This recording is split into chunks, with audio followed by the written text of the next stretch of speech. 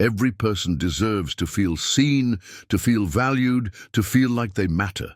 Yet in our busy world, we walk past countless souls who have become invisible, forgotten by a society that measures worth by paychecks and addresses. In St. Matthew's Cathedral, Miguel Reyes knelt at the altar with nothing left but faith, his bare feet pressed against cold marble as he whispered the same prayer he'd spoken for months. God, I just want a job. Behind him sat Richard Halstrom, a billionaire who had everything money could buy but felt emptier than ever since his wife's death. Richard had come seeking peace, but instead heard words that would change both their lives forever. Miguel didn't know anyone was listening. Richard didn't know he was about to discover that helping someone else was exactly what his own broken heart needed. What happens when two men from opposite worlds realize they both need the same thing? Purpose? Before we jump back in, tell us where you're tuning in from.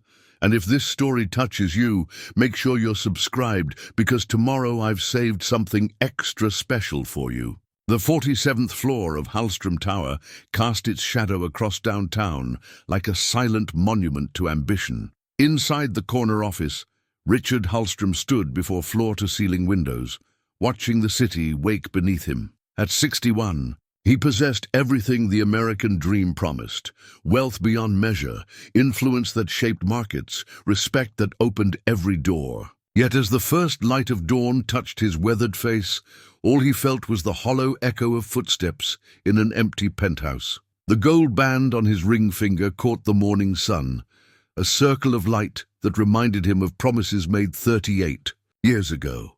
Margaret's laughter still haunted these halls, her voice calling from rooms that would never hear her again. 6 months had passed since the funeral.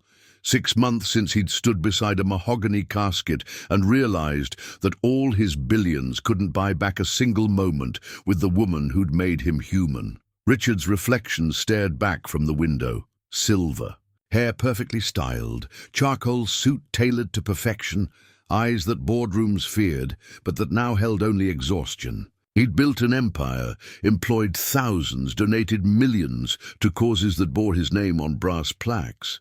Yet Margaret had died while he was in Singapore, closing a deal that seemed monumentally important until he received the call that rendered everything meaningless.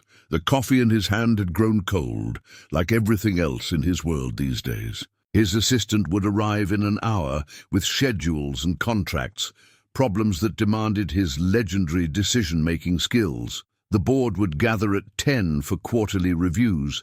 Shareholders would call seeking reassurances about market fluctuations, and reporters would ask about expansion plans. All of it felt like theater now, performances for an audience that didn't understand the leading man had forgotten his lines. Across the city, in a converted warehouse that served as Haven House shelter, Miguel Reyes folded his thin blanket with military precision. At 44, his hands still remembered the careful movements learned in restaurant kitchens, deliberate, efficient, respectful of tools and space. The cot had been his home for 8 months now, since the last of his savings disappeared, and his cousin's spare room became too crowded with her own troubles. The morning ritual never varied. Fold the blanket corner to corner, smooth every wrinkle, place it exactly centered on the mattress. Roll his few possessions, a change of clothes, toiletries, the work boot he couldn't bring himself to discard, into the duffel bag that had seen better decades. Sign out with Mrs. Chen, the shelter coordinator, who always looked at him with eyes that held more kindness than he deserved. "Beautiful morning, Miguel," she said, her voice carrying the musical accent of her homeland. "The job fair downtown starts at 9. Miguel nodded, though they both knew he'd already visited every booth twice. Construction companies wanted young backs. Restaurants demanded experience in cuisines he'd never learned. Office buildings required addresses he couldn't provide, references from supervisors who'd forgotten his name. The injury had healed. His shoulder moved properly now, the compensation lawyers assured him, but the gap in his employment history yawned like a canyon no bridge could span. The streets of downtown held different textures under his feet. Concrete, worn smooth by millions of steps, crosswalks painted fresh each month. The occasional patch of grass that reminded him of the small yard behind his apartment in better times. He'd learned to read the city's moods in these morning walks, which neighborhoods welcomed his presence, which corners offered day labor, which alleys provided shelter when the weather turned harsh. His reflection in storefront windows told a story he still struggled to accept. Clean clothes from the shelter donation box, hair trimmed with kitchen scissors, face weathered by months of uncertainty, but not yet hardened by despair. He maintained dignity like armor, straightening his shoulders when passers-by looked through him as if he were invisible.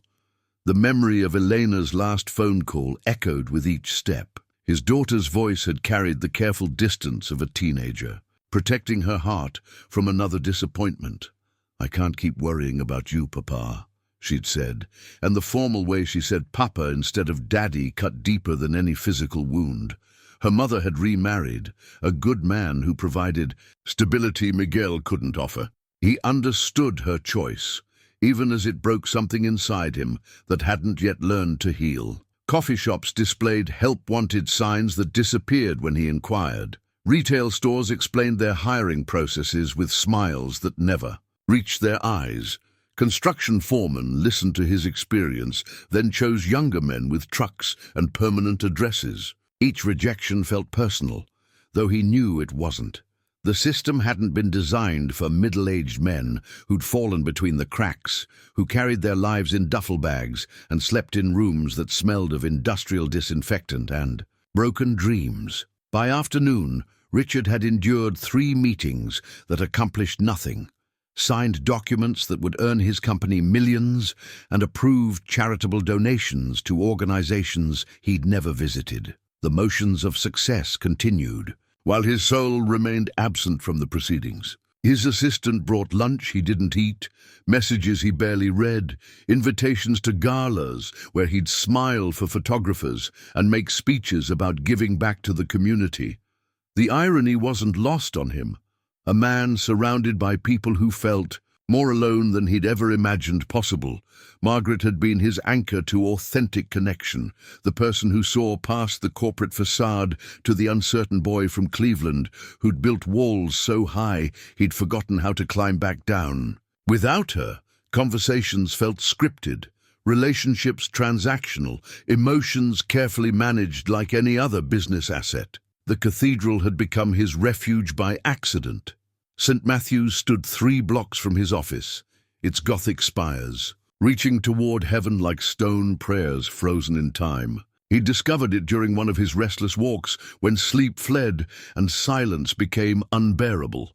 The heavy wooden doors opened to anyone, offering sanctuary without judgment or expectation of donation. Inside those hallowed walls, Richard could sit quietly in the back pews and remember what it felt like to be small in the presence of something greater than quarterly earnings. The stained glass windows painted rainbow patterns across the floor, each colored shard telling stories of faith that transcended stock portfolios and market projections.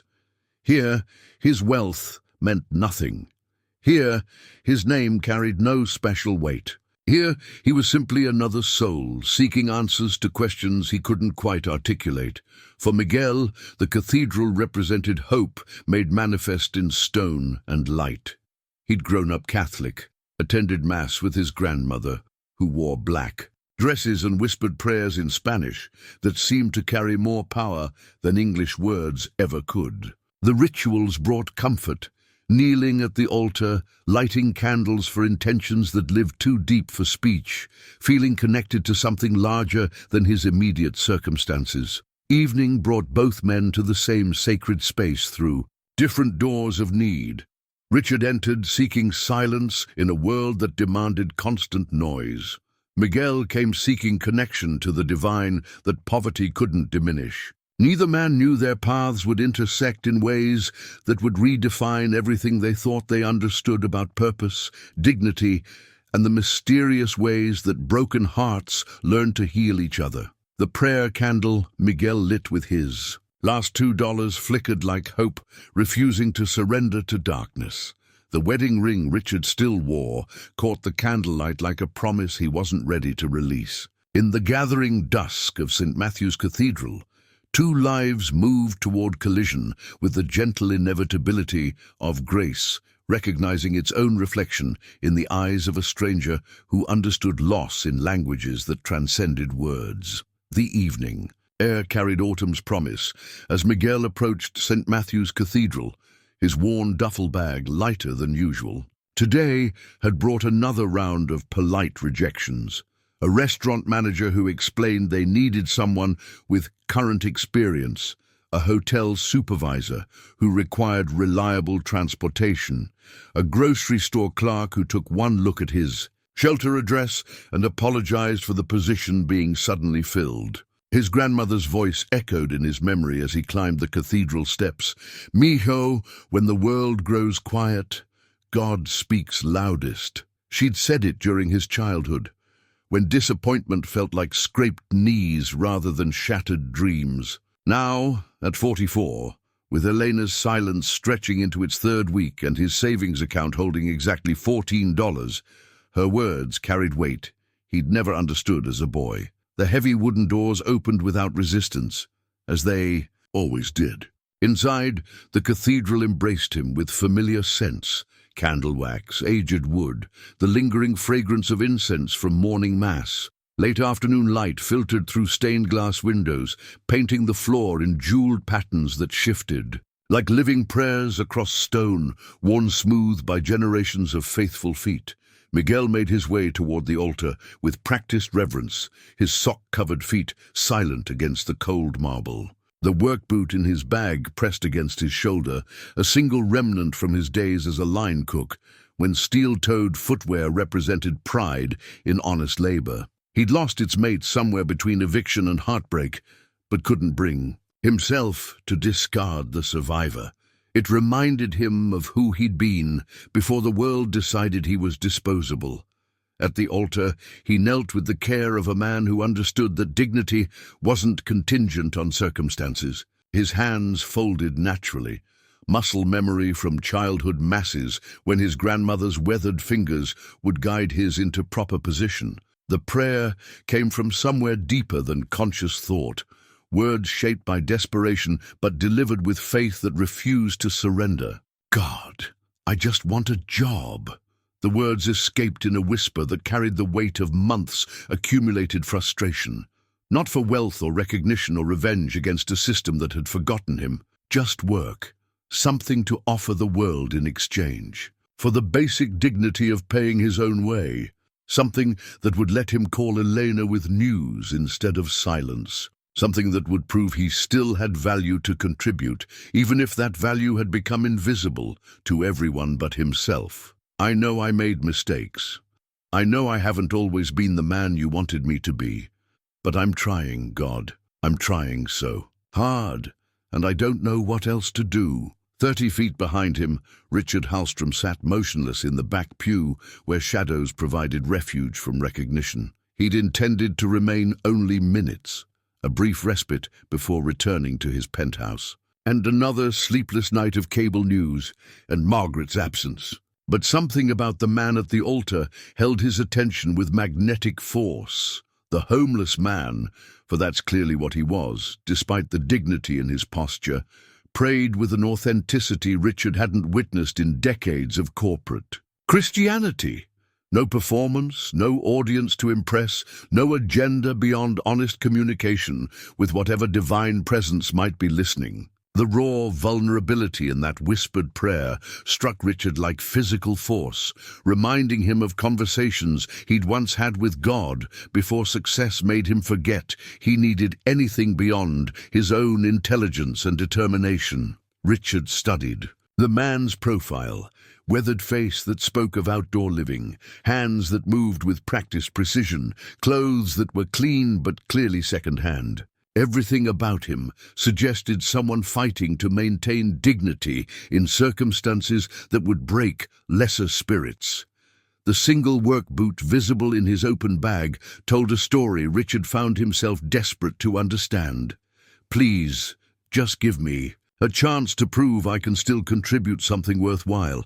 I don't need much, just enough to stand on my own feet again." The prayer continued, each word landing in Richard's chest like small stones thrown into still water, creating ripples that reached corners of his heart he'd thought permanently closed. Here was a man asking for what Richard could provide with a single phone call, yet somehow the simplicity of that request made it feel monumentally complex. Richard's own prayers had become strangers to him, formal recitations at charity dinners, perfunctory gratitudes at board meetings, desperate bargains with God during Margaret's final hospital stay that went unanswered despite every promise he'd made in return for her recovery. Faith had abandoned him along with sleep and appetite and the ability to find meaning in accomplishments that once defined his identity. But this man's prayer carried conviction that transcended circumstance.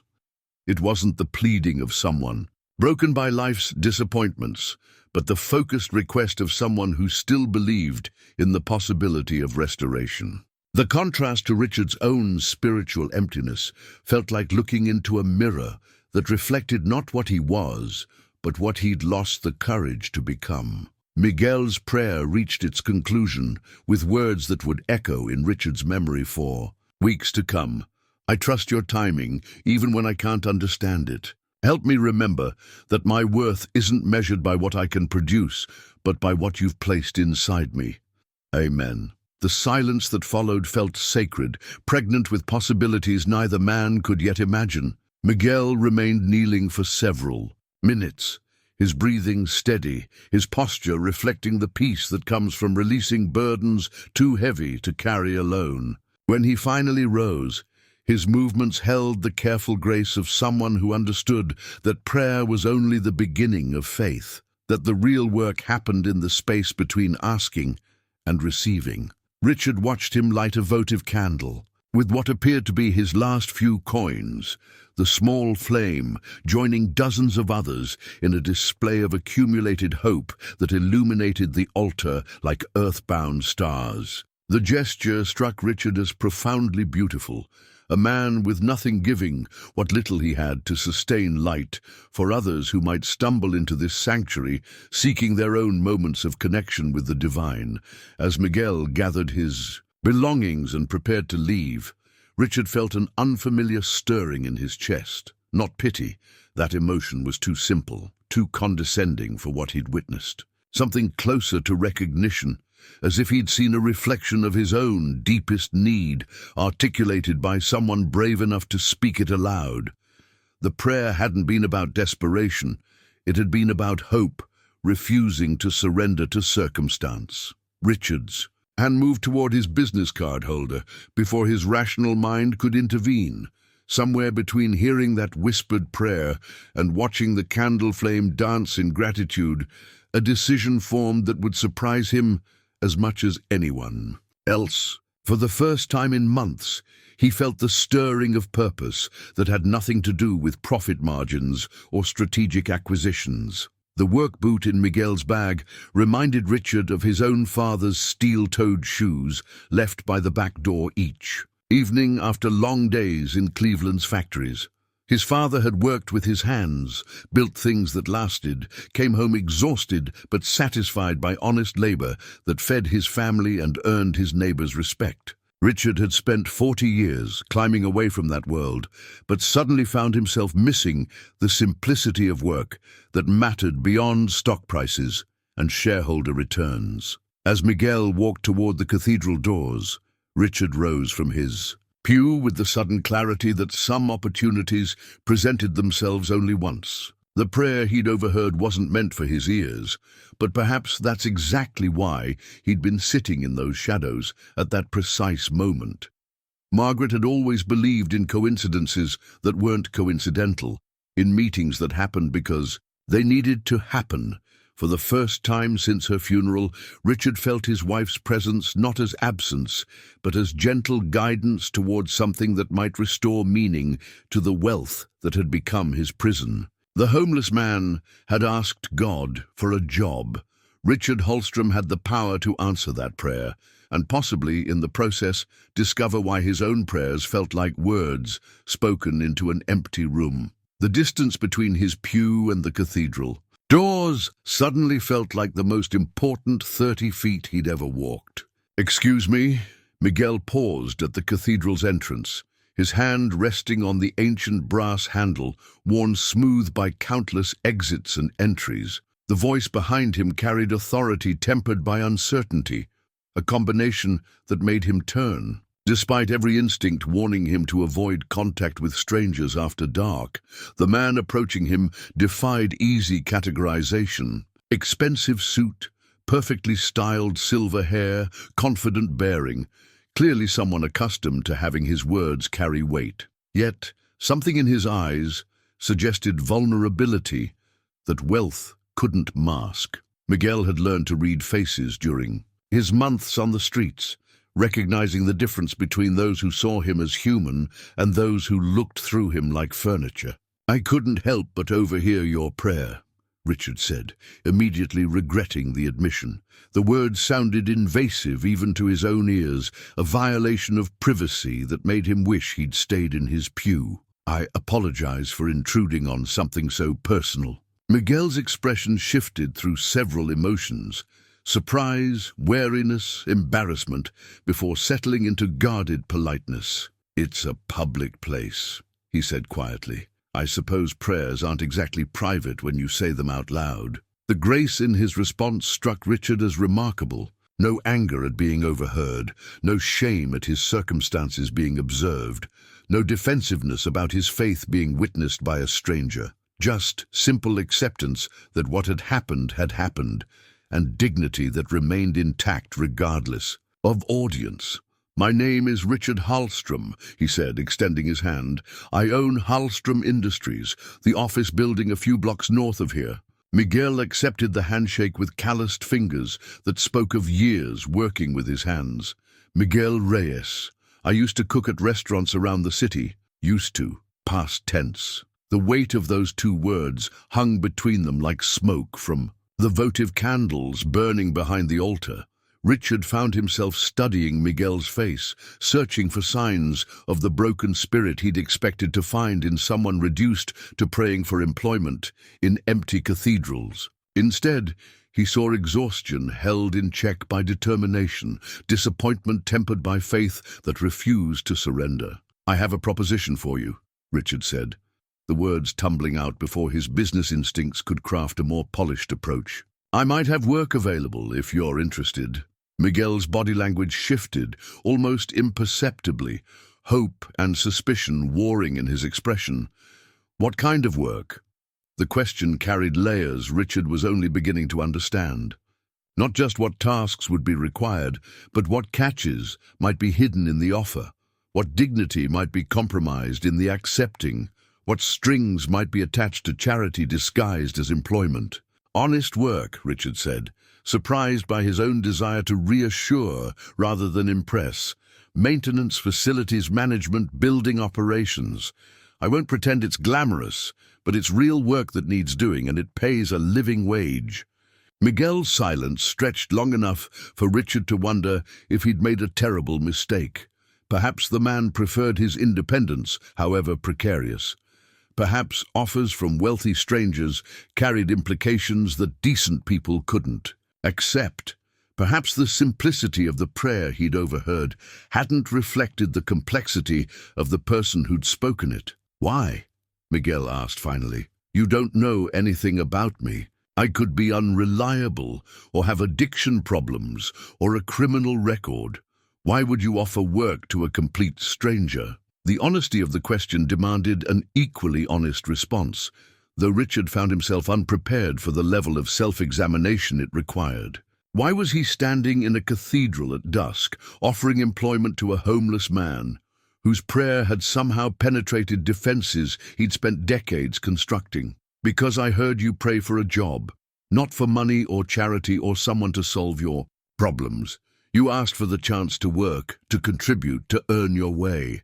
That's rare enough to be worth taking a chance on." Miguel studied his face with the intensity of someone who'd learned to distinguish between genuine offers and cruel jokes. Street living had taught him to recognize predators, to identify the difference between kindness and manipulation, to protect himself from false hope that could be more devastating than honest despair. "I don't accept charity," he said quietly. "If you're offering work out of pity—" "I'm not!" Richard interrupted, realizing as he spoke that it was true. Pity was too simple an emotion for what he'd experienced watching Miguel pray. Something closer to recognition, perhaps, or the strange kinship of two people who understood loss in different languages. "I'm offering work because my building needs good people, and something tells me you might be exactly that." The business card Richard extended contained only his name and direct phone number, no corporate logo, no impressive titles, no marketing, copy designed to overwhelm with credentials. Miguel accepted it like he might handle a fragile artifact, examining both sides as if searching for hidden messages or escape clauses. "I should tell you up front, I've been homeless for 8 months. I sleep at Haven House Shelter. I don't have references from recent employers because I haven't had recent employers. I was injured on the job, fought the insurance company for 6 months, lost my apartment during the process, and haven't been able to find steady work since." The brutal honesty of his disclosure left Richard momentarily speechless. Here was someone offering complete transparency about circumstances that most people would hide. Someone choosing vulnerability over deception, despite every reason to believe that honesty would cost him this opportunity. "I appreciate you telling me," Richard said. "None of that changes my offer." Miguel's eyes searched his face for signs of insincerity or condescension. Whatever he found there must have satisfied him, because his posture relaxed slightly, though. Wariness remained. "What would you expect from me, and what could I expect from you?" The question carried the weight of someone who'd learned that assumptions led to disappointment, that clarity prevented exploitation, that honest communication served everyone better than polite evasion. Show up on time, work hard, treat people with respect. Same things I'd expect from any employee. In return, you'd get fair wages, health benefits after 90 days, and the chance to prove what you can do. Richard pulled out his phone, scrolling to his calendar. "Could you come by tomorrow morning, say 8 o'clock?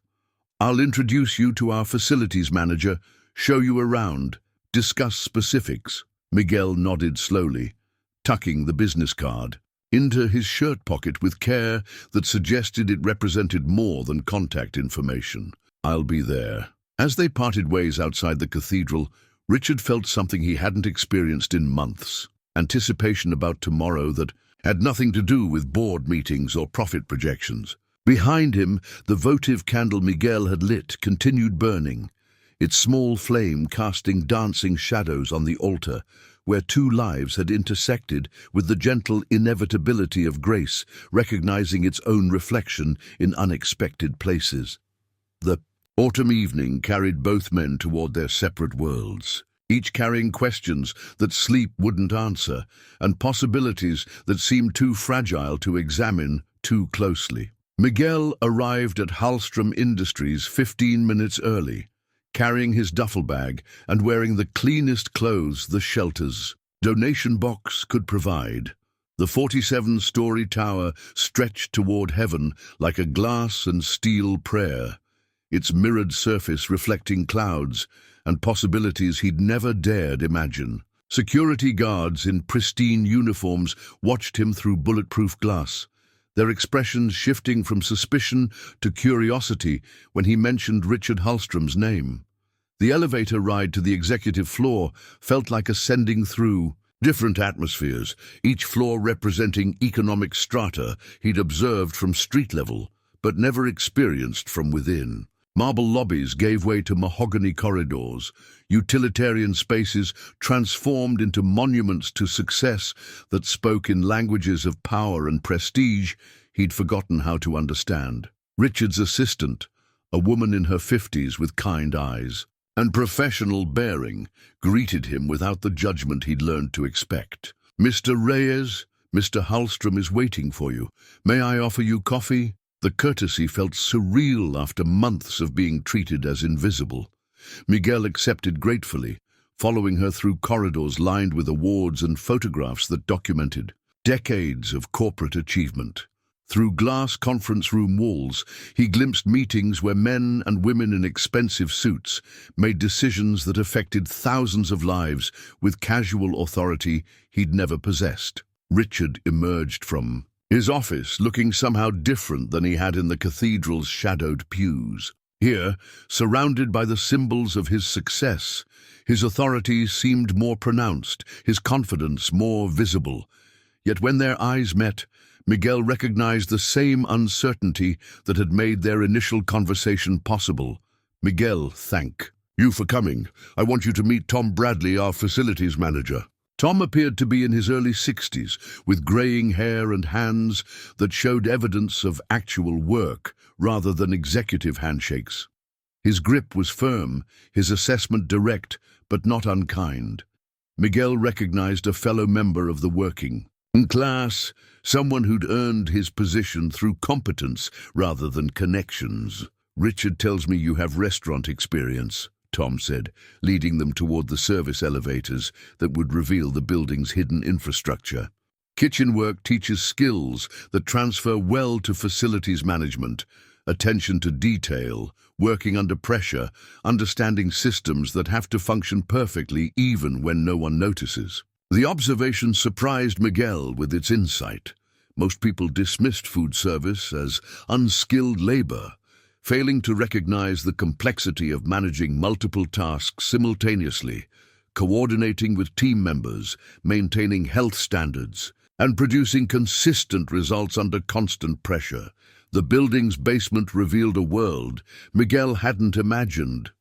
Mechanical rooms humming with equipment that controlled temperature, water pressure, electrical distribution, and countless other systems that made the tower habitable for thousands of daily occupants. Here was honest work that required intelligence, problem-solving skills, and the kind of attention to detail that prevented small problems from becoming expensive disasters. HVAC system serves the entire building, Tom explained, gesturing toward equipment that looked sophisticated enough to power small cities. Boiler maintenance, electrical systems, plumbing, elevator inspections, security coordination.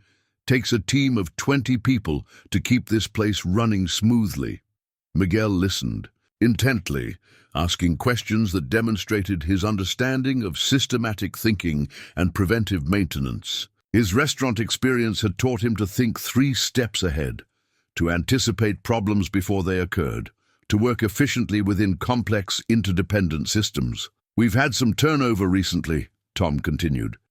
Need someone reliable, who can learn quickly and isn't afraid of getting his hands dirty. Starting position would be general maintenance, but there's room for advancement based on performance and interest.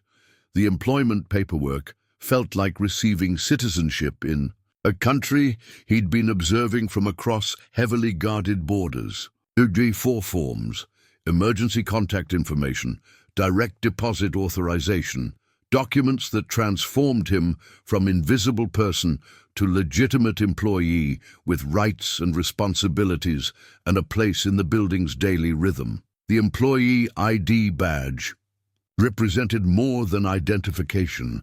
It was proof of belonging, evidence that someone considered him worth investing in, a plastic rectangle that would allow him passage through doors that had been closed to him for 8 months. When the photographer took his picture, Miguel straightened his shoulders and looked directly into the camera, capturing an image that reflected dignity rather than desperation. "You'll start Monday morning at 7, Tom said. "Uniform shirts, provided steel-toed boots required. We can advance you money for boots if needed. Probationary period is 90 days, then full benefits kick in if everything works out." The mention of steel-toed boots brought unexpected emotion that Miguel struggled to control. The single boot in his duffel bag would finally have a purpose. Again, and he could replace its lost partner with money he'd earned rather than charity he'd accepted. "I won't let you down," he said, meaning it with every fiber of his being. The afternoon brought a tour of the building's various levels, introduction to other maintenance staff, and explanation of procedures that would govern his daily routine. Miguel absorbed everything with the intensity of someone who understood that second chances were rare gifts that required careful stewardship. Other employees' reactions varied predictably. Some maintenance workers welcomed him with the camaraderie of people who understood honest work and second chances. Executive staff barely acknowledged his existence, which Miguel found preferable to the condescending sympathy he'd feared. Middle management seemed uncertain how to process Richard Halstrom's personal interest in a new maintenance worker, but politeness prevailed over curiosity. During a break in the employee cafeteria, Miguel sat alone with his first purchased meal. In months, savoring not just the food, but the simple dignity of paying for it himself with an advance Tom had provided. The normalcy of choosing his lunch from a menu, of sitting at a table without wondering if someone would ask him to leave, of planning his afternoon around work responsibilities rather than survival necessities, these ordinary experiences felt miraculous after 8 months of extraordinary hardship. Richard appeared in the cafeteria doorway, scanning the room until he located Miguel at a corner table. Their eyes met across the space, and Miguel raised his coffee cup in a small salute of gratitude that conveyed more than words could express. Richard returned the gesture with a nod that suggested their unusual beginning was transforming into something that might resemble normal employment relationship. The employee handbook Tom provided contained information about health insurance, vacation days, retirement contributions, and other benefits Miguel had assumed were permanently beyond his reach. Each page represented stability he'd thought might never return to his life, opportunities to rebuild rather than merely survive. As the afternoon ended and Monday morning approached, Miguel felt something he'd almost forgotten: anticipation. About tomorrow that wasn't shadowed by anxiety about where he'd sleep or whether he'd eat. The work boot in his duffel bag seemed to pulse with possibilities, eager to return to its intended purpose after months of serving as nothing more than a reminder of better days. The employee ID badge in his wallet carried weight disproportionate to its physical mass, representing not just access to a building, but restoration of identity that homelessness had threatened to erase. Miguel Reyes was no longer just a man who slept in shelters and prayed for work. He was someone with a job to do, a place to be, and a chance to prove that circumstances don't define character when character refuses to surrender to circumstances. 3. Weeks into his employment at Halstrom Industries, Miguel had established routines that felt like stepping stones across the river that separated his past from his future. Each morning at 6:30, he arrived at the employee entrance carrying coffee from the deli across the street and a sense of purpose that grew stronger with every task completed, every problem solved, every colleague who began greeting him by name rather than avoiding eye contact.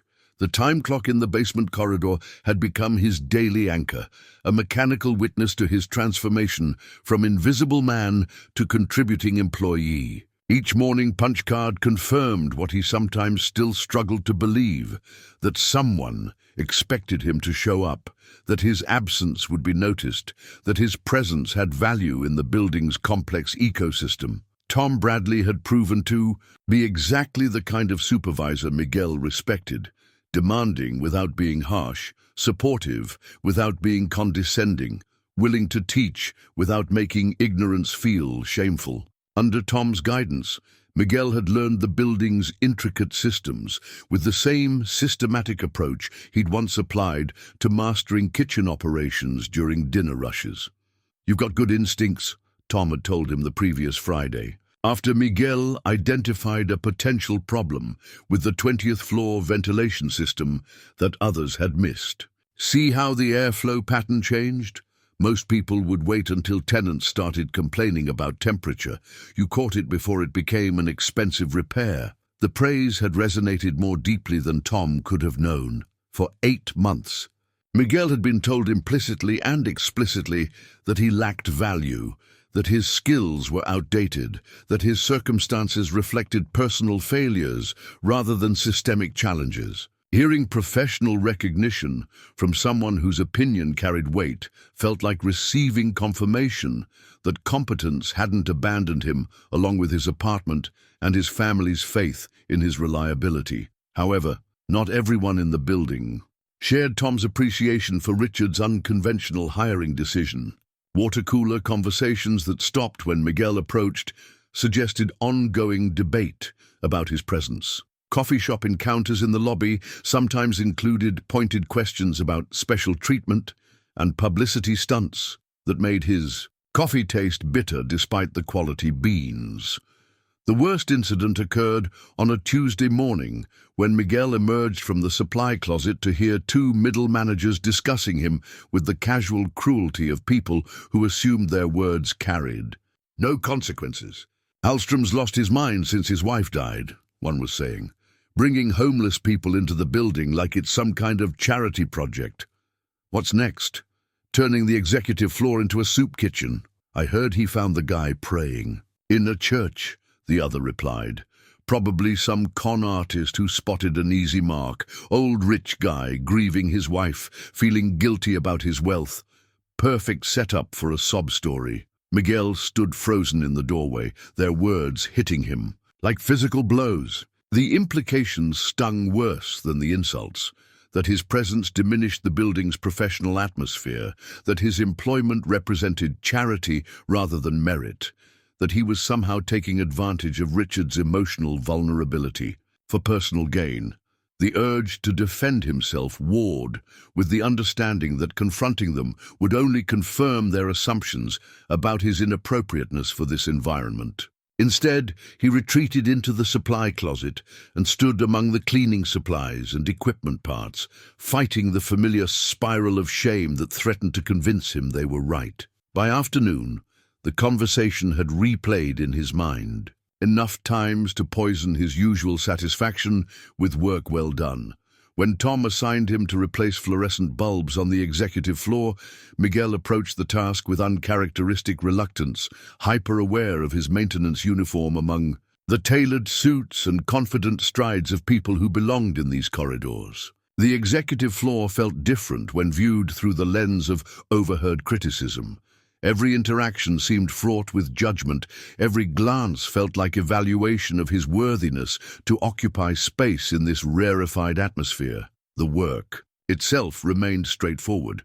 Bulbs needed replacing regardless of who performed the task, but the context had shifted in ways that made him question whether his presence was helping or hurting Richard's reputation. Richard appeared in the corridor, while Miguel balanced on a ladder, installing new fixtures with the methodical precision that characterized all his work. The sight of his unexpected benefactor approaching sent conflicting emotions through Miguel's chest: gratitude for the opportunity, anxiety about the criticism it had generated, uncertainty about the sustainability of arrangements that seemed to create controversy everywhere they intersected.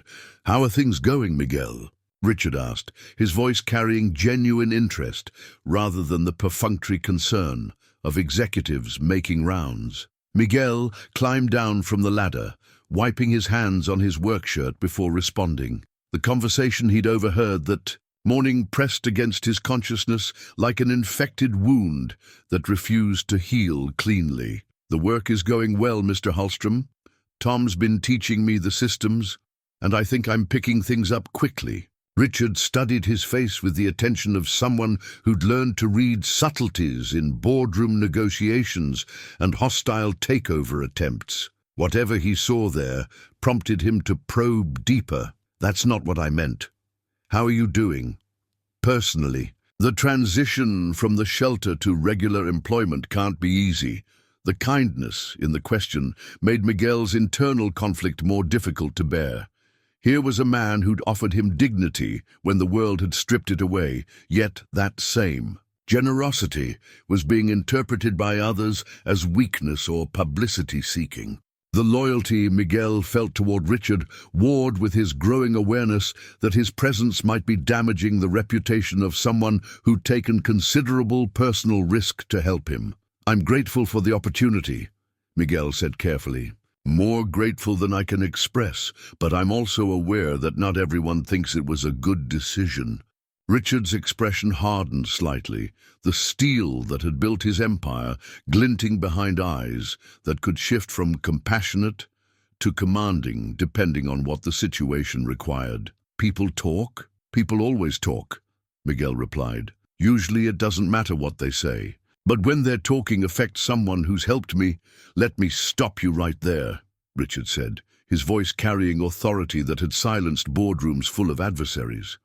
"I didn't offer you this job to win popularity contests or manage other people's opinions. I offered it because you impressed me as someone worth taking a chance on. 3 weeks later, Tom tells me you're one of the best hires we've made this year. That's what matters." The conviction in Richard's voice surprised Miguel with its intensity. He'd expected defensive explanations or apologetic acknowledgments of the controversy his employment had created. Instead, he heard the confident assessment of someone who made decisions based on results rather than perception. "I overheard some people saying I'm a charity case," Miguel said quietly. "That you're going through some kind of grief reaction that's affecting your judgment." Richard's laugh held no humor, just the bitter recognition of people whose small minds couldn't comprehend motivations beyond their own limited experience. "Miguel, I've been making business decisions for 30 years. I've hired hundreds of people, fired dozens more, and learned to distinguish between employees who contribute and those who merely occupy space. Your employment status has nothing to do with charity and everything to do with competence." He paused, studying the fluorescent fixtures Miguel had installed with professional precision. "Besides, anyone who thinks grief makes people more generous clearly hasn't experienced real loss. Grief makes you more selective about what deserves your time and energy, not less discriminating about who earns your respect." The honesty in his response revealed layers of pain that wealth couldn't heal and success couldn't mask. Miguel realized that the criticism directed at Richard extended beyond hiring decisions to judgments about his emotional state, his capacity for rational thinking, his fitness to lead the company he'd built from nothing. "I don't want to be the reason people question your leadership," Miguel said. "The only people questioning my leadership are those who never understood it in the first place," Richard replied.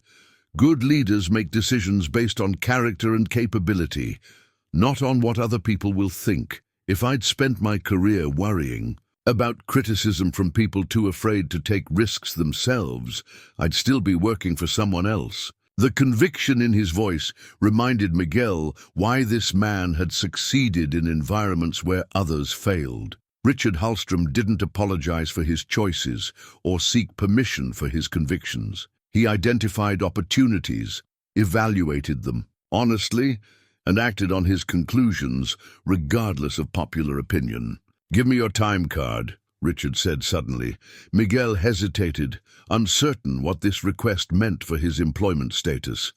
Had the criticism finally reached a level that required his removal? Was Richard reconsidering his decision under pressure from advisors who prioritized public relations over personal conviction? "Sir, your time card. I want to see something." Miguel retrieved the card from his wallet, handing it over with trembling fingers that betrayed his anxiety about what this examination might reveal. Richard studied the pattern of punch marks that documented 3 weeks of perfect attendance. Precise timing and work ethic that spoke louder than any recommendation letter. 7 o'clock arrival every single day. Never late, never absent, never taking extended breaks. "Tom tells me you've solved problems that had stumped other people. For weeks, you've earned respect from co-workers who've been here for years." He handed the card back with a gesture that felt like formal recognition. "Miguel, I want you to understand something clearly," Your job security depends on your performance, not on other people's opinions about my judgment. You've proven yourself. Worthy of the opportunity I gave you. Don't let anyone convince you otherwise." The affirmation hit Miguel with unexpected force, dissolving anxiety that had been building for days into relief that felt like physical weight lifting from his shoulders. For the first time since overhearing that morning's conversation, he could breathe without feeling like he was stealing oxygen from people who belonged here more than he did. The photograph lived in Miguel's wallet like a talisman against despair, a creased image of Elena at 15, captured during their last good weekend together before his world began unraveling.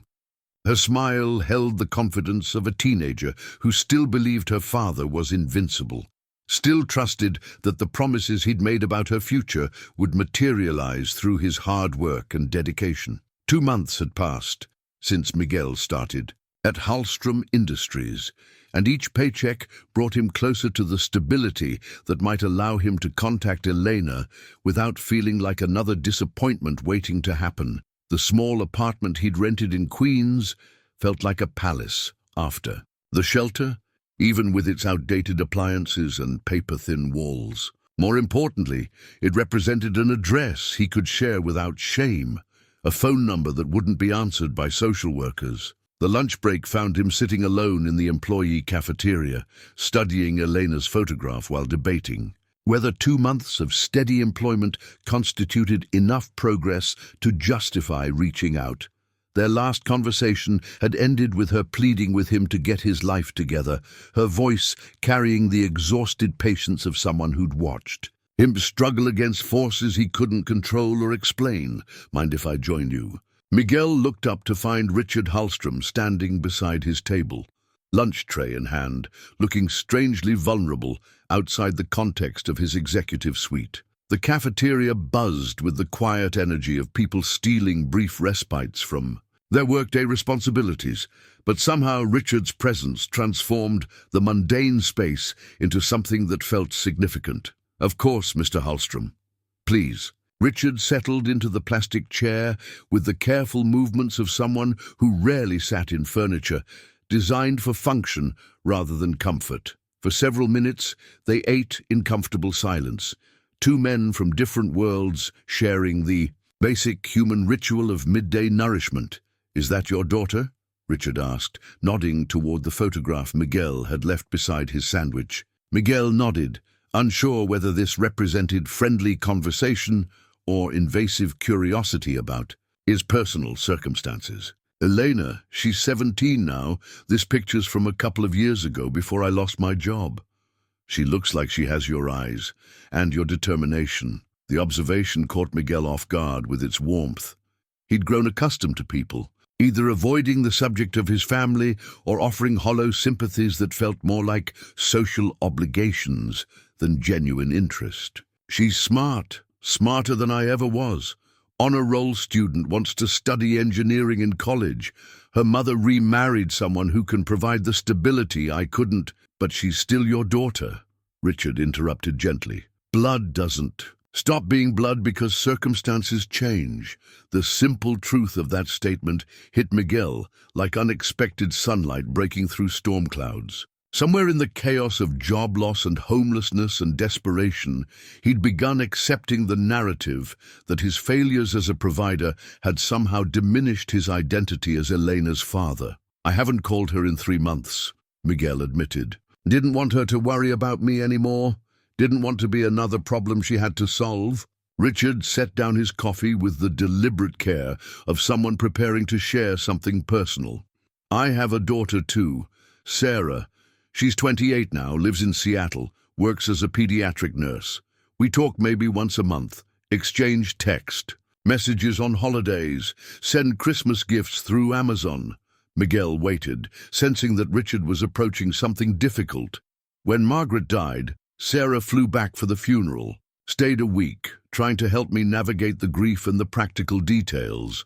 Before she left, she asked me a question that's haunted me ever since." Richard's voice carried the weight of regret that successful men accumulate when they realize achievement can't compensate for absence. She wanted to know if I'd ever considered that my dedication to building the company had cost me the chance to know my own family, not just know about them, their accomplishments and milestones, but actually know them as people. The vulnerability, in his admission, transformed him from distant executive to fellow father, struggling with the complex mathematics of love and provision, presence and responsibility. I spent 30 years convincing myself that working longer hours and closing bigger deals was how I showed love for my family. That financial security was the greatest gift I could give them. But somewhere along the way, I forgot that security, without connection, is just expensive loneliness.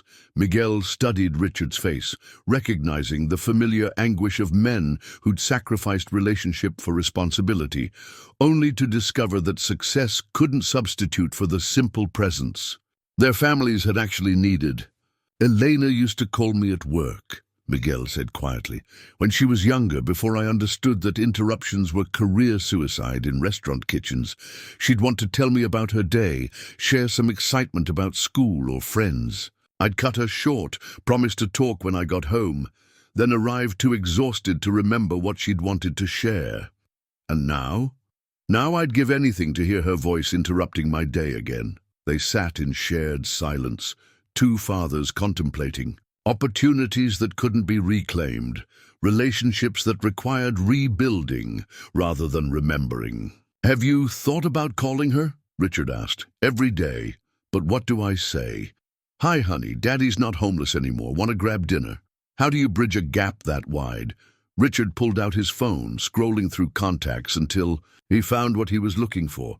"You start with truth, simple, honest truth about where you are and what you hope for." He showed Miguel the screen, a message thread with his daughter Sarah containing months of brief, stilted exchanges that looked more like business correspondence than family communication. "I've been thinking about what Sarah said, about whether I missed my chance to know my family.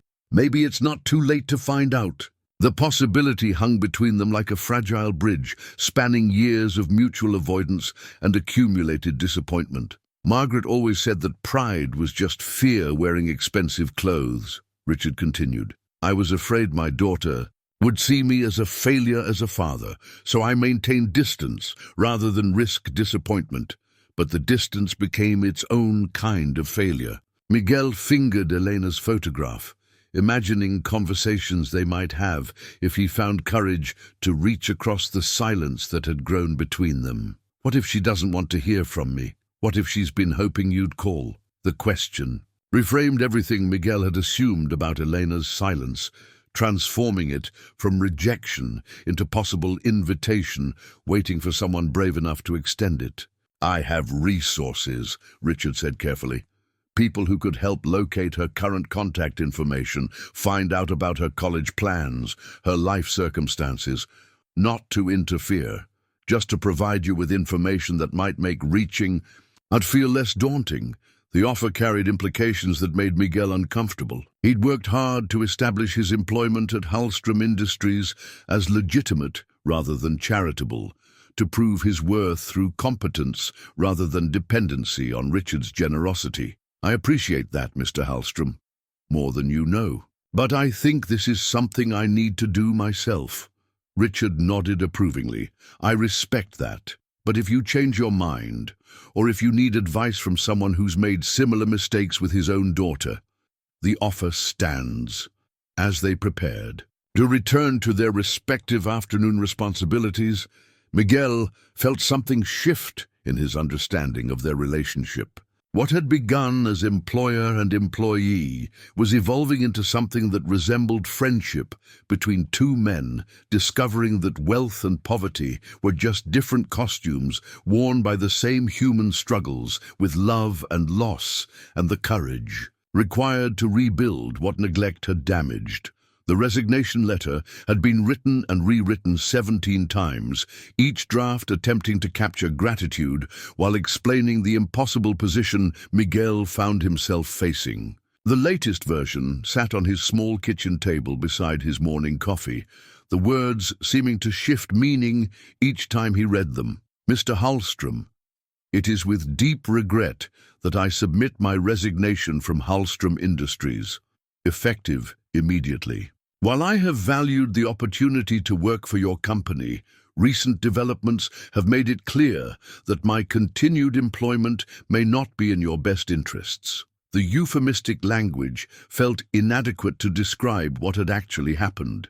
3 days earlier, when Marcus Webb from Meridian Capital had approached him outside the Cathedral where everything had begun, Webb had introduced himself with the casual confidence of someone accustomed to getting what he wanted through combination of charm and financial leverage. Designer suit, platinum watch, business card that felt substantial enough to be carved from ivory. Everything about him suggested success that made no apologies for its methods. Miguel Reyes, I'm Marcus Webb, Vice President of Acquisitions for Meridian Capital. I was hoping we could have a brief conversation about your employer. The request had seemed innocuous enough, perhaps someone researching Halstrom Industries for legitimate business purposes, maybe a potential client seeking references about the company's reliability. Miguel had agreed to coffee at the deli across from the Cathedral, expecting routine questions about building maintenance or facilities management. Instead, Webb had presented an offer that transformed Miguel's understanding of his own value in ways that felt both flattering and deeply disturbing. We're prepared to offer you $50,000 for information about Richard Halstrom's current state of mind, his decision-making processes, any signs of instability or questionable judgment you might have observed. The number had hit Miguel like a physical blow, more money than he'd earned in 2 years before his injury, enough to secure Elena's college tuition, sufficient to transform his life from survival to genuine stability. Yet something about Webb's casual delivery of such an enormous sum had triggered every instinct Miguel had developed about recognizing predators during his months on the streets. What kind of information, specifically? Nothing illegal, Webb had assured him with the smooth delivery of someone who'd practiced this conversation. Just observations about his mental state since his wife's death.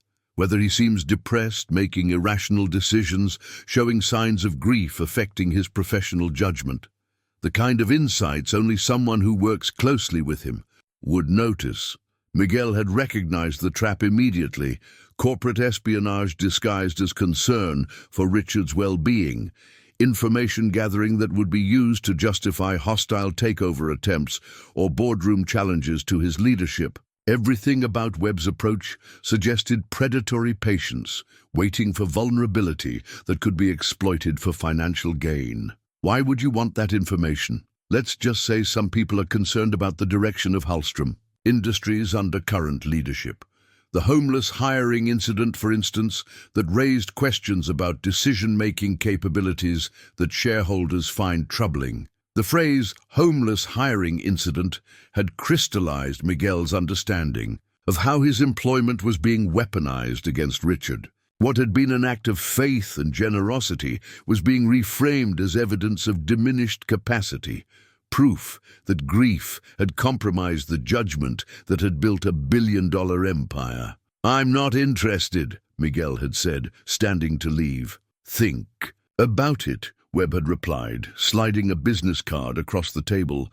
$50,000 for information you observe anyway. Information that wouldn't hurt anyone.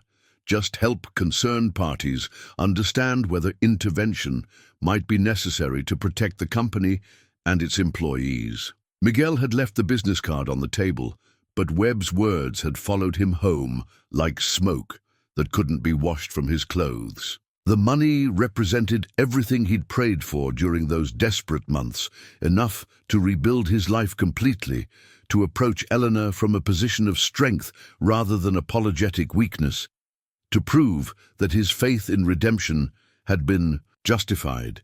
Yet accepting would mean betraying the man who'd restored his dignity when the world had stripped it away, participating in a conspiracy that used his poverty as leverage against someone who'd offered him hope when hope had abandoned him entirely. The moral complexity kept him awake for 3 nights, wrestling with questions that had no clean answers. Was his loyalty to Richard worth sacrificing Elena's future? Could he justify turning down life-changing money to protect someone who would never miss $50,000? Was refusing the offer actually noble, or just another form of self-destructive pride that hurt his family more than it helped anyone? By the 4th morning, Miguel had reached a decision that satisfied neither his heart nor his practical mind. He would resign rather than face the temptation again, removing himself from situations where his access to Richard could be exploited by people who saw human relationships as commodities to be traded. The resignation letter represented the most difficult choice he'd made since accepting Richard's original job offer. It meant returning to uncertainty, possibly to homelessness, definitely to the grinding anxiety of unemployment that had nearly broken him before. But it also meant preserving his integrity and protecting someone who'd taken considerable personal risk to help him. A knock at his apartment door interrupted his morning ritual of reading and rereading the resignation letter. Through the peephole, he saw Tom Bradley standing in the hallway, looking uncharacteristically serious. "Tom, is everything okay?" "Miguel, we need to talk. Can I come in?" The tone suggested this wasn't a social visit or routine check-in about work performance. Miguel gestured him inside, suddenly aware of how sparse his apartment remained after 2 months of employment. Furniture from thrift stores, dishes from the Salvation Army, walls bare except for Elena's photograph, and a calendar from the credit union, where he'd opened his first savings account in years. Tom settled into the single chair Miguel owned, his expression carrying the weight of someone delivering difficult news. "There's been talk around the building. People from other companies asking questions about you, about your relationship with Richard. Corporate security thinks someone's fishing for inside information." Miguel's stomach dropped as he realized the resignation letter wouldn't be sufficient to protect Richard from the damage his employment had already created. The mere fact that he had access to executive floors, that he'd been seen talking with Richard beyond normal supervisor-employee interactions, had apparently marked him as a potential intelligence asset. What kind of questions? Whether you seem loyal to the company, whether Richard seems rational in his interactions with you, whether his decision to hire you reflects good judgment or emotional instability. Tom's words confirmed Miguel's worst fears about Webb's approach. It hadn't been an isolated attempt at recruitment, but part of a systematic campaign to gather ammunition against Richard's leadership.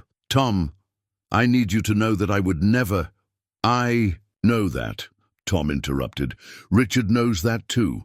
But the fact that people are asking these questions suggests you're in a position that could become uncomfortable for everyone involved."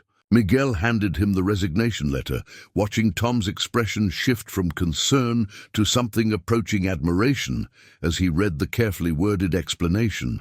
"This is your decision? I can't be the reason people question his judgment.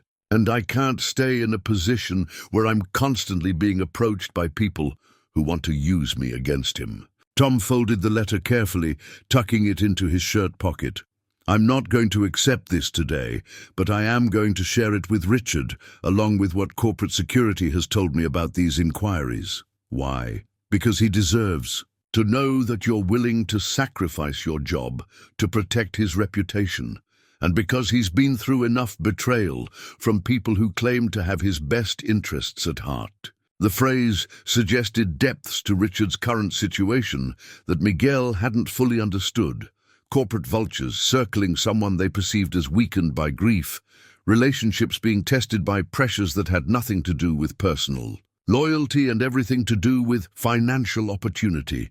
As Tom prepared to leave, Miguel felt the weight of decisions that would affect not just his own future, but the life of someone who'd restored his faith in human decency when he'd almost lost it entirely.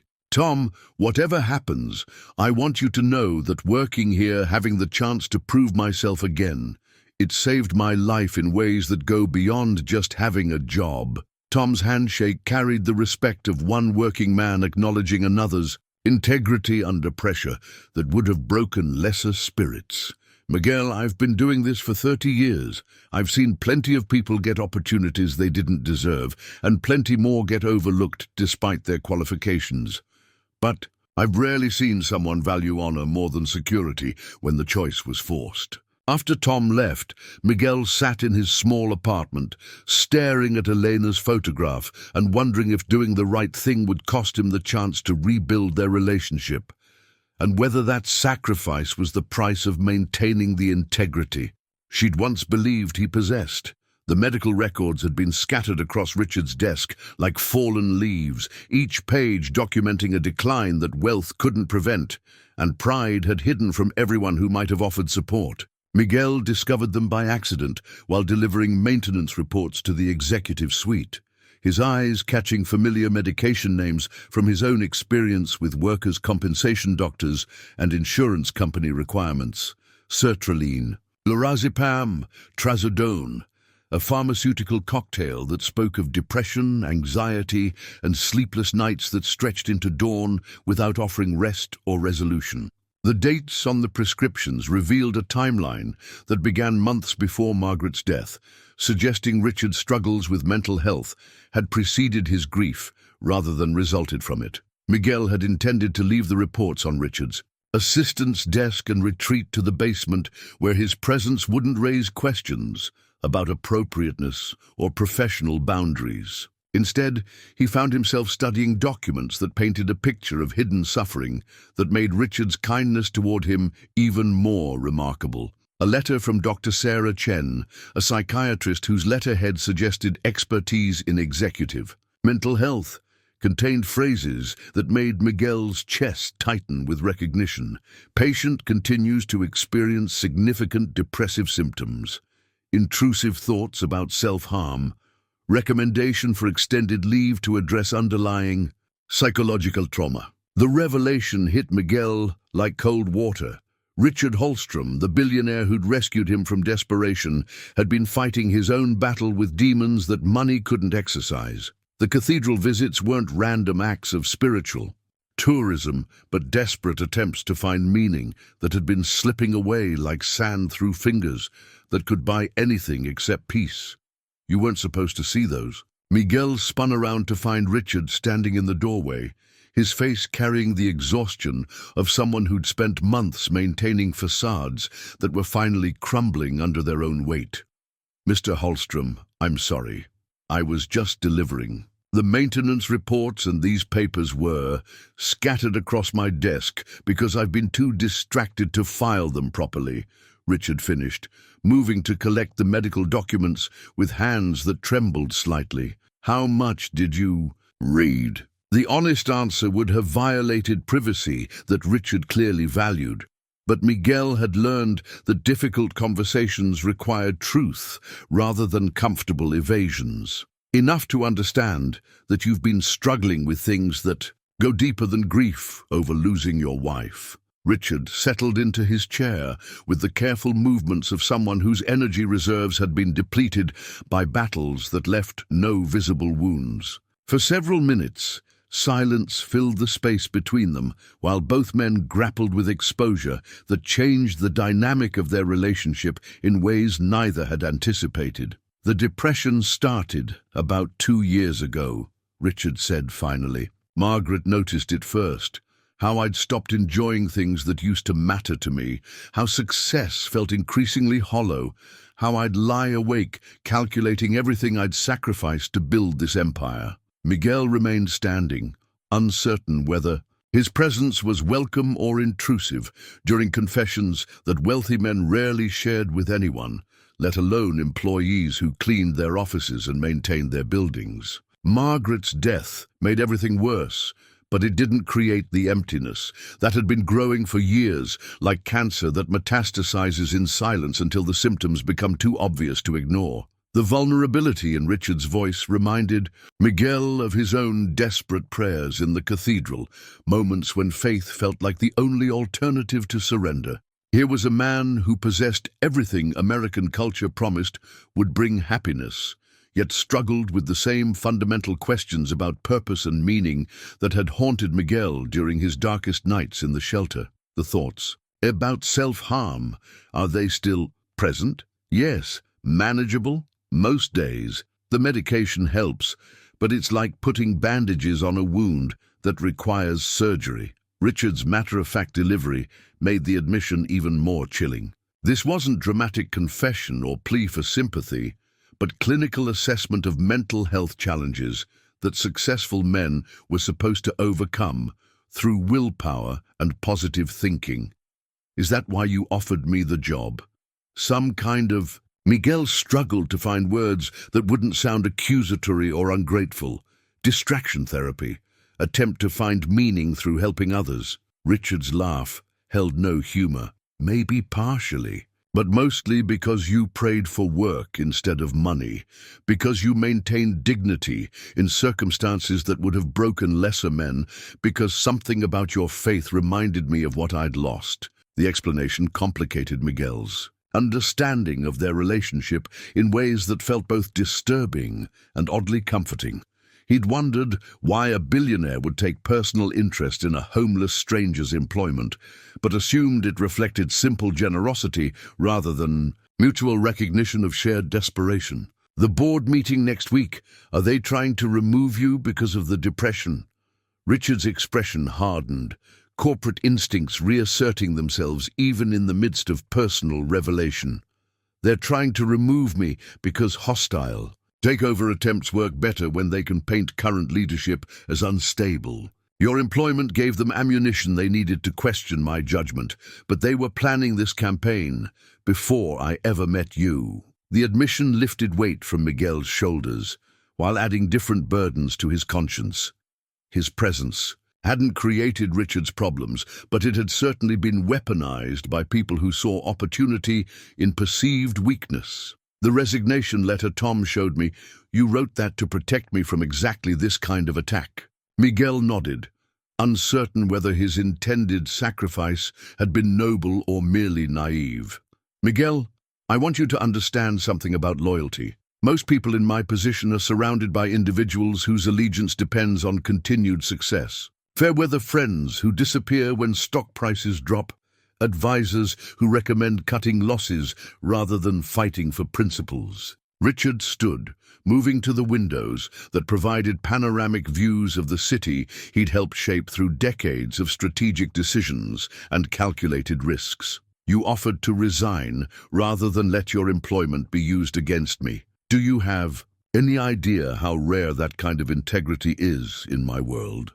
The question carried weight that made Miguel uncomfortable with its implications. He'd made the only choice his conscience would allow, but being praised for basic decency suggested how uncommon such behavior had become in Richard's experience. What happens now? Now we prepare for a board meeting where they'll present evidence that I'm mentally unfit to lead the company I built.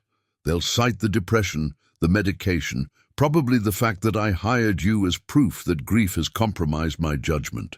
Richard's tone carried resignation rather than anger, as if he'd already accepted defeat in battles where victory required energy he no longer possessed. What kind of evidence? Medical records obtained through channels I probably don't want to investigate too closely. Documentation of executive decisions they'll characterize as erratic.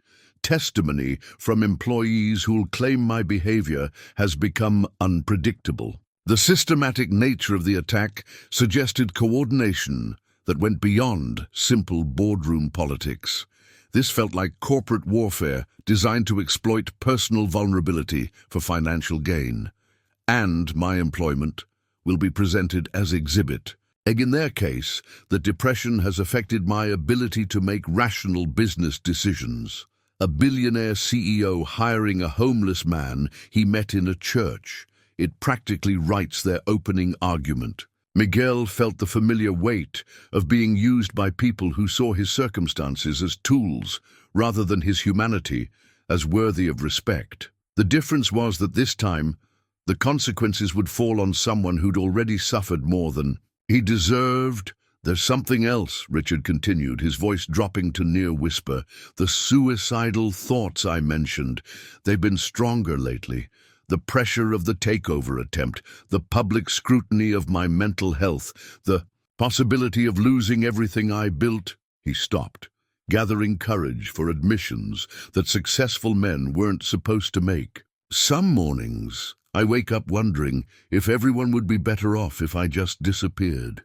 If the company would be safer without me, if the controversy would end, if the stock price would recover once I was no longer the source of uncertainty. The confession hit Miguel like cold water, forcing him to confront the possibility that his presence in Richard's life hadn't just created professional problems, but contributed to personal crisis that threatened someone's actual survival.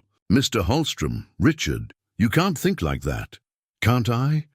When your existence has become a liability to everything you've worked to build, when your mental health struggles are being used to justify stealing your life's work, when the medication that's supposed to help makes you feel disconnected from everything you once cared about, what's the rational response? Miguel recognized the logical progression of depressive thinking that made self-destruction seem reasonable, even noble. He'd walked that same dark path during his worst nights in the shelter, when survival felt like prolonging suffering rather than preserving possibility. The rational response is to fight, not just for the company, but for the chance to discover what comes next. Richard studied his face with the attention of someone evaluating whether hope was worth the energy it required. What if fighting just prolongs the inevitable? What if I'm simply delaying failure that would be cleaner and less painful if I accepted it now? Miguel moved closer to the windows, looking out at the city where millions of people struggled with questions that had no easy answers, where success and failure were temporary states rather than permanent definitions of worth. What if the fight is the point? What if the willingness to keep going despite uncertainty is exactly what makes the struggle worthwhile? The question hung between them like a bridge spanning the gap between despair and possibility, challenging both men to consider whether their shared experience of loss might contain seeds of renewal they hadn't yet discovered. The employee break room had never hosted a revolution before, but Miguel recognized the electricity in the air as he addressed the small group gathered around mismatched tables during their lunch break. 23 members of Halstrom Industries, maintenance, security, and administrative staff sat before him, people who kept the building functioning while executives made decisions that determined their futures. Most of you know me as the guy Richard Halstrom hired from the streets, Miguel began, his voice steady despite the magnitude of what he was attempting. What you might not know is that next Tuesday, the board is going to vote on whether he's fit to remain CEO of the company he built. Faces around the room reflected the complex emotions of employees caught between loyalty to someone who'd provided their livelihoods and uncertainty about corporate politics they couldn't control. These were practical people who understood that supporting the wrong side in executive power struggles could cost them everything. They're going to say he's mentally unstable because he hired me, that his grief over losing his wife has affected his judgment, that someone who would give a homeless person a chance can't be trusted to make rational business decisions. Maria from housekeeping raised her hand tentatively. Miguel, we all respect what you're trying to do, but what can people like us do about board meetings and corporate politics? The question contained the resignation of working-class people who'd learned to accept decisions made by others rather than believing their voices could influence outcomes that affected their daily lives. We can tell the truth, Miguel replied, about who Richard Halstrom really is when he thinks no one important is watching. He pulled out a manila folder containing documents he'd spent the weekend researching. Charitable donations made anonymously, employee assistance programs funded personally by Richard, quiet interventions that had saved jobs and families during economic downturns. How many of you know about the Margaret Foundation? Blank stares answered his question. The foundation existed in corporate documents filed with state agencies, but its activities had been deliberately kept separate from Halstrom Industries' public relations efforts. "How many of you know about the Margaret Foundation?" Blank stares answered his question. The foundation existed in corporate documents filed with state agencies, but its activities had been deliberately kept separate from Halstrom Industries' public relations efforts. Richard established it 5 years ago with $20 million of his personal money. It pays medical bills for employees' families, provides college scholarships for workers' children, covers emergency expenses when people face eviction or foreclosure. Miguel opened the folder, reading names and amounts that painted a picture of systematic generosity that operated without fanfare or expectation of recognition. Tommy Rodriguez in security. When his daughter needed surgery last year, guess who paid the $30,000 insurance wouldn't cover? Linda Chen from accounting. Her son's college tuition has been paid by an anonymous donor for 3 years. Marcus Williams from maintenance. When his house caught fire, someone covered 6 months of rent while he rebuilt. Recognition dawned on faces around the room. As employees realized they'd been recipients of help they'd attributed to luck or bureaucratic error rather than their CEO's personal intervention. "He never takes credit," Miguel continued. "Never uses it for tax write-offs or publicity. He just quietly helps people because he believes that's what wealth is supposed to do. Create security for others, not just accumulate in bank accounts." Sarah, from the mailroom, wiped tears from her eyes. "My mother's chemotherapy, we couldn't afford the copays, but somehow they kept getting paid by some foundation we'd never heard of." "That's what a mentally unstable CEO does," Miguel said, his voice carrying conviction that filled the small room. "He helps people who can't help themselves without asking for gratitude or recognition." The energy in the room shifted as understanding replaced uncertainty. These weren't abstract corporate politics anymore. This was about protecting someone who'd protected them, often without their knowledge. "What do you need us to do?" asked James from building security. Miguel smiled, recognizing the moment when a group of individuals transformed into a team united by purpose that transcended their individual job descriptions. "I need you to contact Channel 7 News. Tell them your stories about Richard Halstrom's character, not as employees protecting your jobs, but as people who've experienced his humanity when he thought no one was watching." He distributed copies of the foundation documents, contact information for reporters, and talking points that focused on concrete examples rather than abstract testimonials. "The board meeting is Tuesday at 10 a.m. If we can get media attention, focused on who Richard really is instead of what his enemies claim he's become, maybe we can change the narrative before it's too late." As the group dispersed to make phone calls and organize their testimonies, Miguel felt something he hadn't experienced since his first day at Halstrom Industries, the power of purpose that extended beyond personal survival to protecting something worth fighting for. 2 hours later, his phone rang with news that would either save Richard's career or accelerate its destruction. "Miguel, this is Sarah Halstrom. I'm Richard's daughter. I got your message and I'm catching the next flight from Seattle." The boardroom on the 47th floor had witnessed countless decisions that shaped markets and determined fates.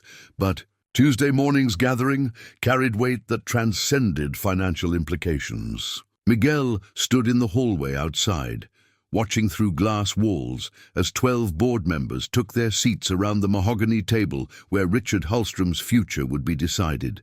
Sarah Halstrom had arrived the previous evening, her red eye. Flight from Seattle motivated by Miguel's phone call and a growing understanding that her father's struggles extended beyond the grief she'd attributed to her stepmother's death. At 28, she possessed the confidence of someone who'd built her own career in pediatric nursing while maintaining careful distance from the corporate empire that had consumed her father's attention during her childhood. "I never knew about the foundation," she told Miguel during their coffee meeting at dawn.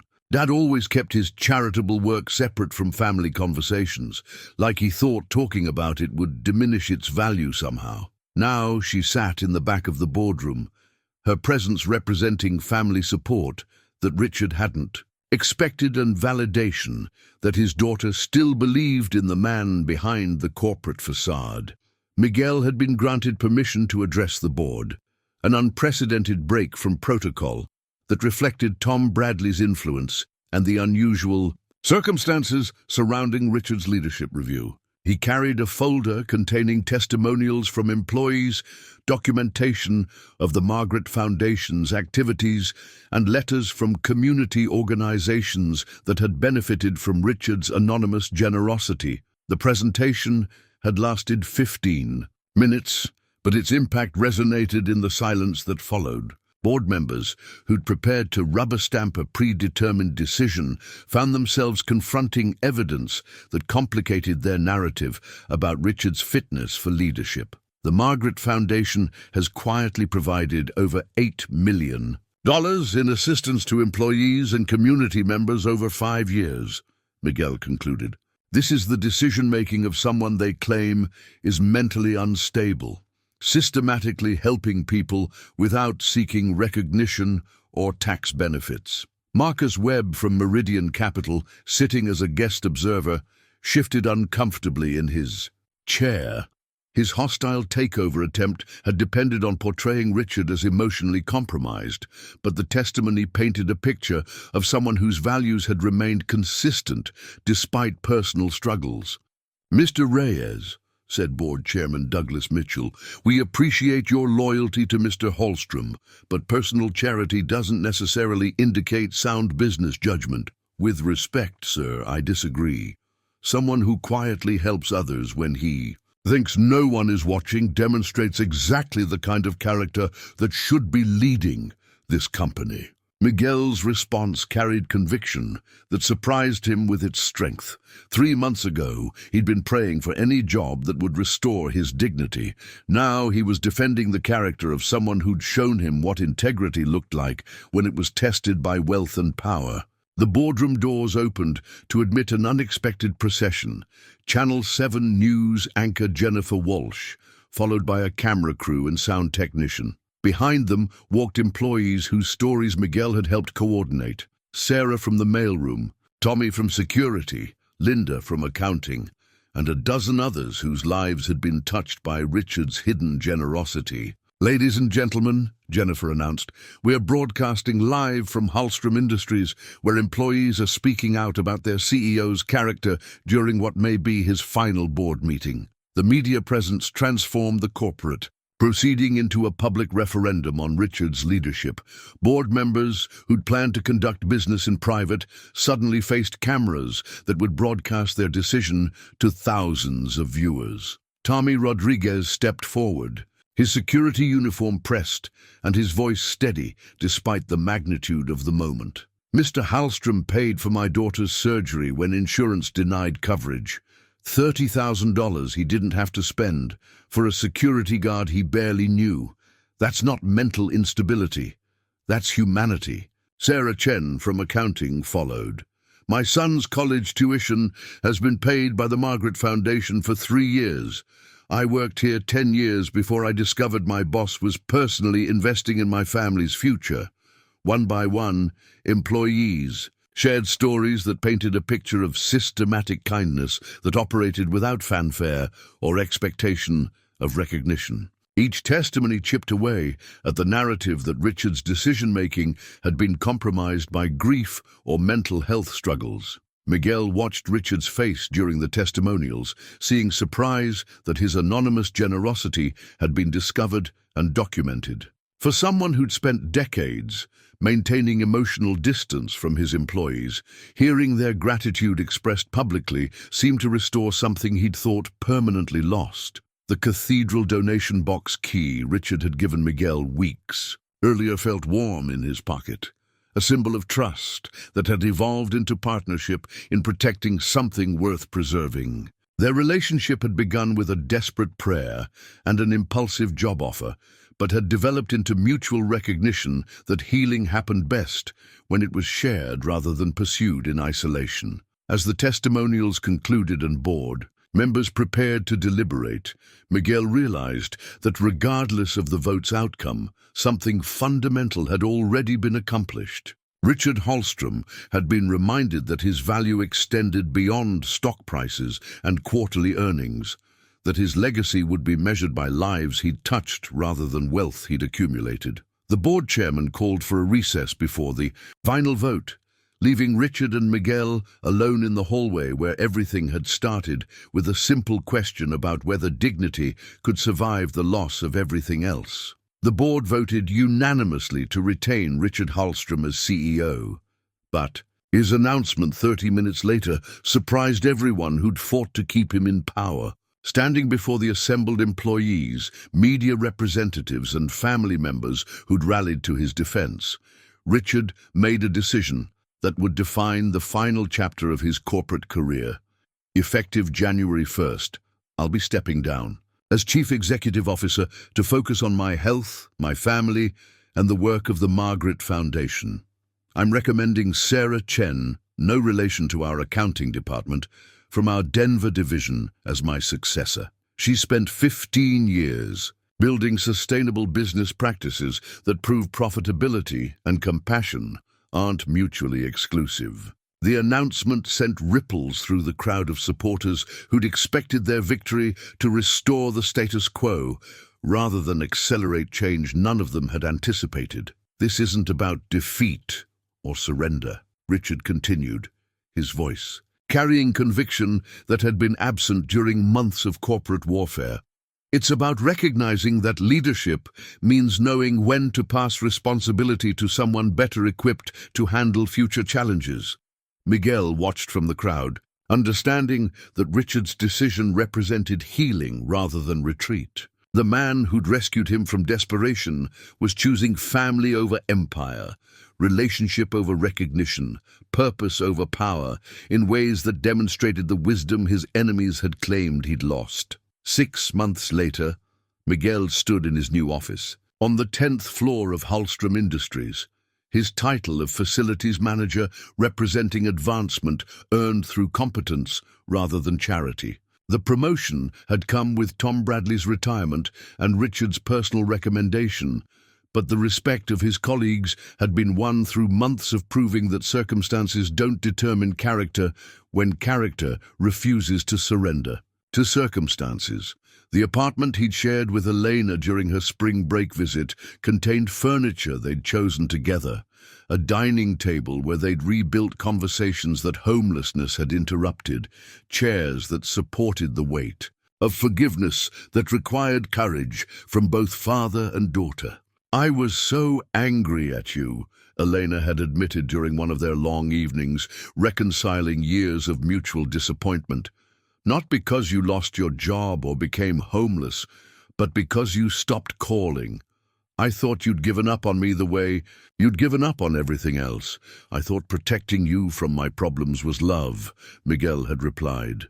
"I didn't understand that silence felt like abandonment, that you needed to know I was still fighting even when I was losing." Their relationship remained fragile in places where trust had been broken by absence and fear, but it grew stronger each week as they learned to communicate pain rather than hide it, to share struggle rather than bear it alone. Richard's health had improved dramatically once the pressure of corporate leadership lifted from shoulders that had carried too much responsibility for too many years. The lake house in upstate New York had become his primary residence, a place where silence felt peaceful rather than oppressive, where he could wake each morning without immediately calculating stock prices or quarterly projections.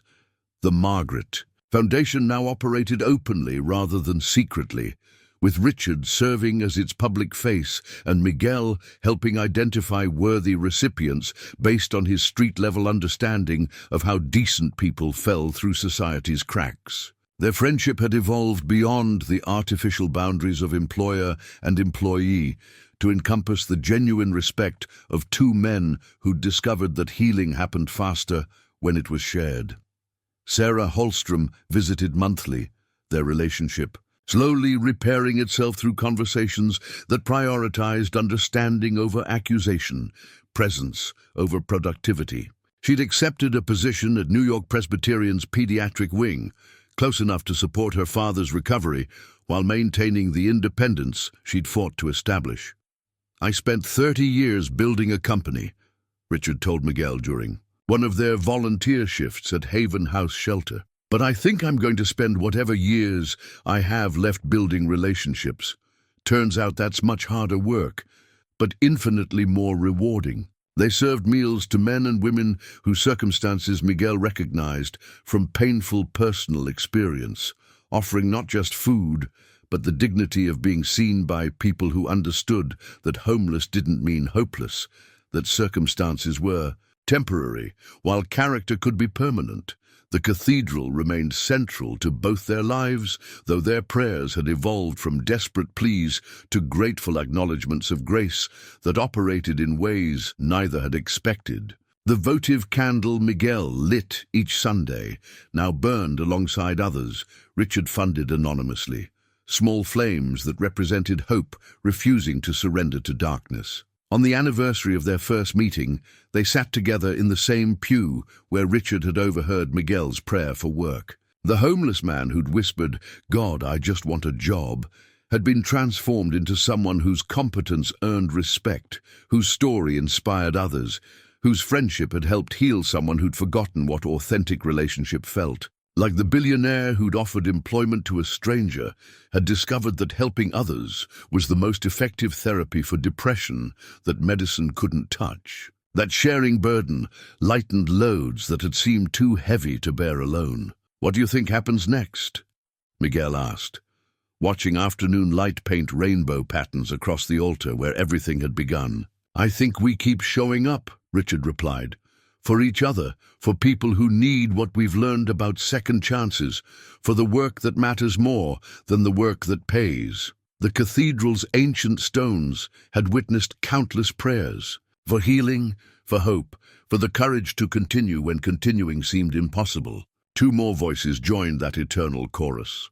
No longer strangers brought together by desperation, but friends united by the understanding that sometimes the answer to prayer isn't what you expected, but exactly what you needed. Outside, the city pulsed with millions of individual struggles and victories, defeats and redemptions that would never make headlines but mattered more than stock prices or corporate achievements. Inside St. Matthew's Cathedral, two men who'd found each other in the shadows continued their conversation with the divine presence that had orchestrated their collision with grace disguised as coincidence. Their prayers had been answered in ways that transformed both the asking and the receiving, proving that sometimes the greatest miracles happen when broken hearts discover they can heal each other through the simple act of refusing to stop believing in second chances.